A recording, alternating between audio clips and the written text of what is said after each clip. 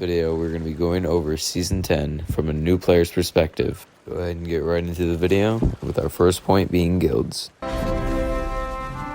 In Season 10, we're introducing guilds, which is a new way for players to form meaningful bonds beyond their immediate crew, and builds on the uniquely engaging social gameplay of Sea of Thieves. I personally really like this change. I think it's a good new way to keep up with popular games. A lot of other games have this, Modern Warfare, etc. And I'm a very big stats guy. I like seeing my progress go up. So this is a very good way to keep up with that. In November, as part of Season 10, we're launching a brand new voyage called the Skull of Siren Song. The Skull of Siren Song is our first competitive voyage, and it'll see players share the same treasure maps and compete and race to collect a single piece of treasure.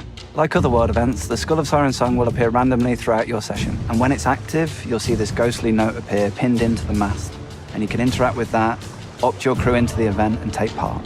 Can't lie, this is my favorite change of Season 10. Definitely not a fan of how this world event is going to show up on your mast. I just don't think that's the best idea necessarily to find the world event. So once you've accepted the voyage, the ghost of Captain Briggsy will appear on your ship and set you on the hunt for the Skull of Siren Song. So it's this high-intensity race for all crews headed towards this one piece of treasure. At the start of the voyage, every crew who opts in will receive 2 maps. One leads to a key and the other to a chest. And once players have dug up those 2 items, they have to combine them to open the chest and retrieve the Skull of Siren Song. So in the early stages of the voyage, one crew might have the key and another might have the chest. And at any point, these items could come together or change hands, or a new ship may arrive and take both of them. And this kind of unpredictability makes these stages really exciting, as no one's quite sure what's about to happen, and you have to react to all sorts of different circumstances. I must say, the Coast of Captain Briggsy is a really cool feature. I think it's a great way to start every voyage. I like how they did that also with the captain ships. The way the ghost pirate comes in and introduces you and everything. The way that you need to open the chest with a different key, I think, is a really cool feature. It introduces some guaranteed PvP most of the time, unless you're in like a dead server, but there also is some problems with this. Can you sell the chest alone, or can you sell the key alone? That could be a big problem. Another problem that comes up is griefers. So what if you take the chest and you take it to the Red Sea? Now that key is useless, so you can't sell it. That's just some problems I see based on my few second analysis, but it'll definitely be something they need to fix. Once the chest has been opened, the Skull of Siren Song belongs to the crew who opened it, at least for now.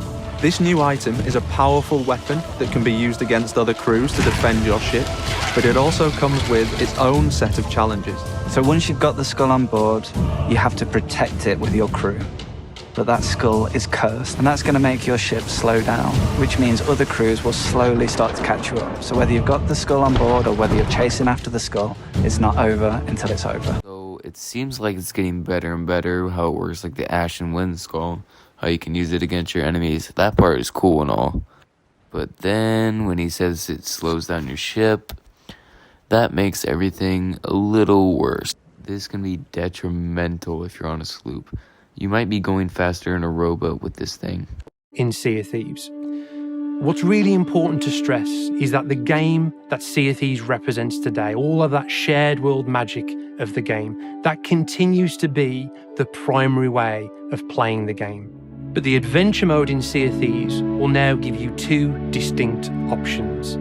High seas, the game as it is today, but also safer seas, and that new way to play and enjoy the game. Over the last 5 years of creating Sea of Thieves, the game has grown into this huge experience with so many diverse aspects to it. And the reality of that is, we want to teach people how to play the game, but we also don't want to lose the joy of discovery. So the way we think about Safer Seas is as a great way to learn the essentials of Sea of Thieves, to be able to learn the flow and the pace of the game before then moving on to high seas. And alongside allowing newer players to get to grips with the game, it also allows experienced players to truly immerse themselves in the world and take it at their own pace, experiment and see everything the world's got to offer on their own terms. So we see Safer Seas as very much a complementary way of enjoying Sea of Thieves. Here's where my experience as a newer player really comes in. I think this is the part of the update that's been getting the most hate throughout the community.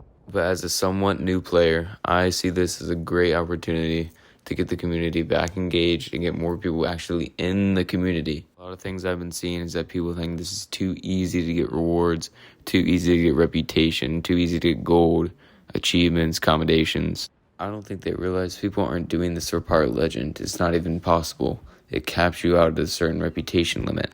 Not to mention, most of the people I've seen complain about this part were PvP players. The rest of the community seems to go along fine with it. I honestly don't see why PvP players need to care so much about a non-PvP experience. Overall, I think Season 10 will be a great addition to the game. I only just don't like some minor details, but they always have time to fix them. Keep in mind, they can still make some minor tweaks here and there, as we still have some few weeks until the launch date. And some of the stuff, like the Siren Skull, is not coming out until a month later, so everyone enjoy this perspective from a newer player on the Season 10 update.